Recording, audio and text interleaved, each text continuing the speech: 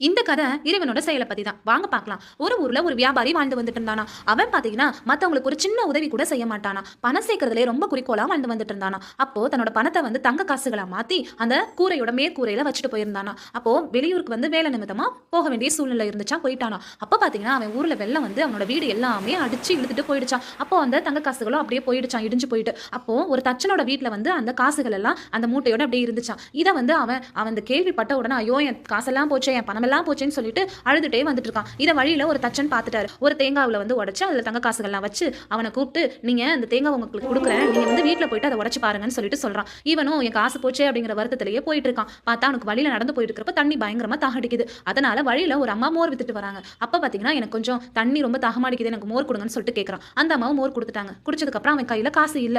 அதனால இந்த தேங்காவை நீங்களே வச்சுக்கோங்கன்னு சொல்லிட்டு அந்த தேங்காவை அந்த அம்மாட்ட கொடுத்துட்டு போயிடறான். பாத்தீங்களா, கடவுள் வந்து யாருக்கு எந்த நேரத்துல கொடுக்கணும்னு அவருக்கு மட்டும் தான் தெரியும்.